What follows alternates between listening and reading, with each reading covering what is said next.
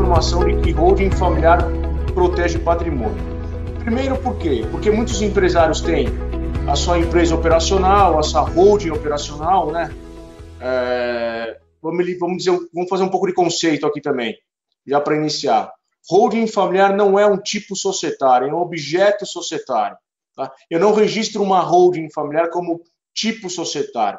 Tipo societário quais são?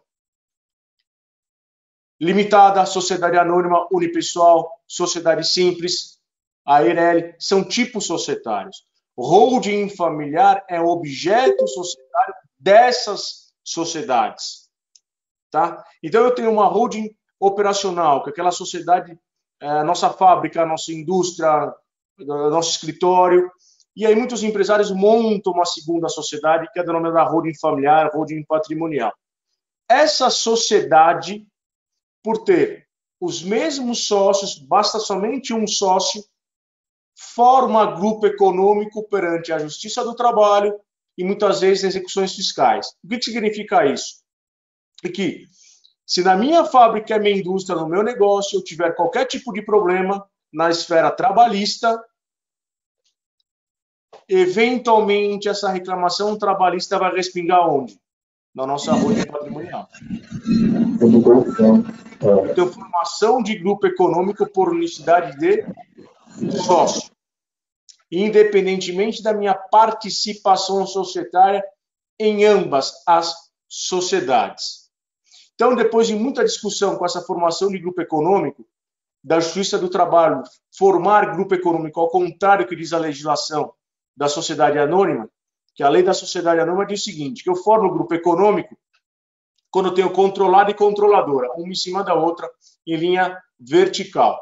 Mas a Justiça do Trabalho entende que a formação do grupo econômico ela não se dá tão somente na linha vertical, uma em cima da outra. Ela também se dá na linha horizontal, basta o sócio ser o mesmo. Depois de muita confusão na jurisprudência, doutrina e tudo mais, veio a CLT e colocou lá no artigo 2º, parágrafo 3º, um dispositivo que diz: não caracteriza grupo econômico a mera identidade de sócio, sendo necessárias para a configuração do grupo a demonstração do interesse integrado, a efetiva comunhão de interesses e a atuação conjunta das empresas dele integrantes. Então, veja, a própria Justiça do Trabalho menciona o seguinte, que não basta para formar grupo econômico o mesmo sócio, mas a Justiça do Trabalho diariamente forma grupo econômico simplesmente pela unicidade de sócios. E além disso, da formação de grupo econômico por unicidade de sócios, nós temos a desconsideração da personalidade jurídica. O que é isso? Na década de 80, 70, 80, década de 90, nós tínhamos aquele ditado, né? Só sociedade pobre, sócio rico, né? Empresa pobre, sócio rico. Então a empresa era devedora, o credor batia na sociedade para tentar receber, não recebia nada, mas os sócios tinham uma condição financeira boa. E você não conseguia entrar no patrimônio dos sócios da sociedade.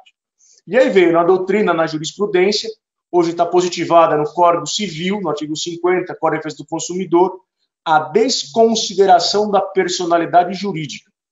O que é isso? É o credor conseguir atacar os bens dos sócios.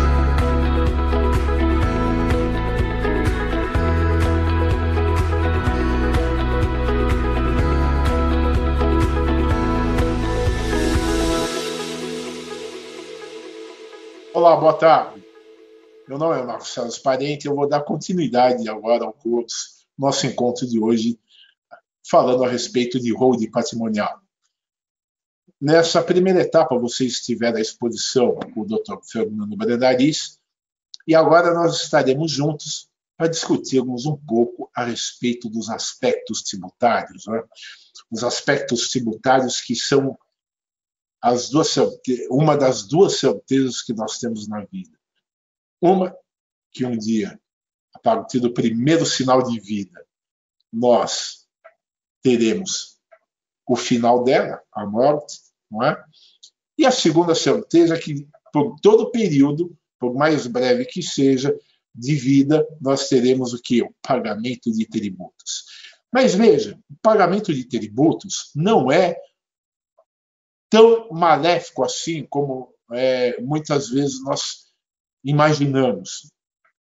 O princípio do tributo, ele é muito bonito e ele traz uma justiça social muito grande. Por quê? O tributo ele serve para o governo levar àqueles mais necessitados serviços. A função do tributo é o recolhimento por parte do governo para que seja devolvido esse valor, essa pecúnia que foi paga em nome de tributo ou taxas, para serviços para a população. Ora, nesse aspecto, e aí que vem a teoria, não é?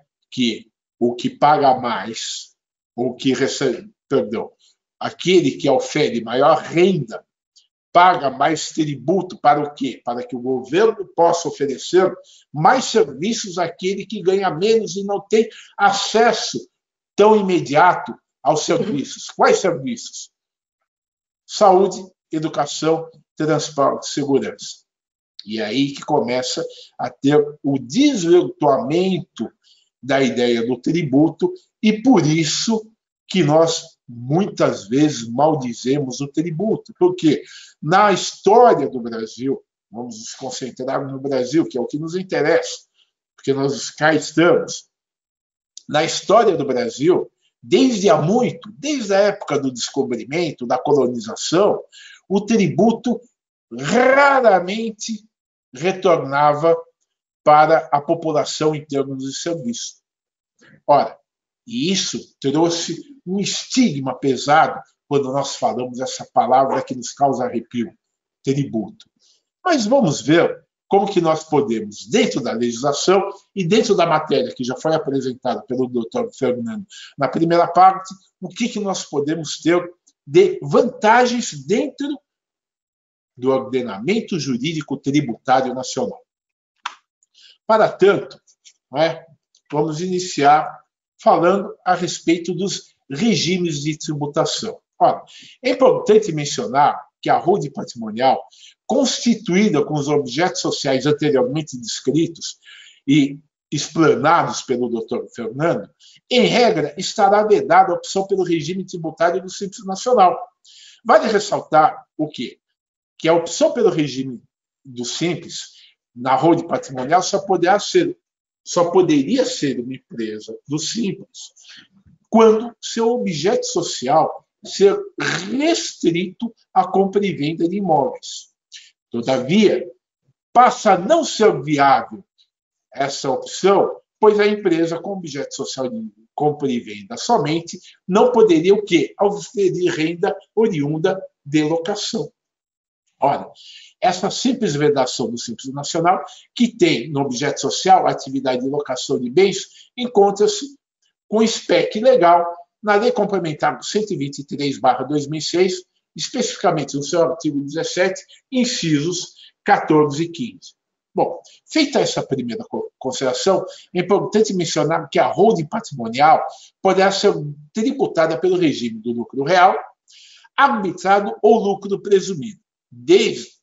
É importante salientar que o regime tributário pertinente a esse tipo de empresa é o lucro presumido. Porém, nós precisamos ter uma observância sempre muito importante quando nós falamos em tributo e planejamento tributário.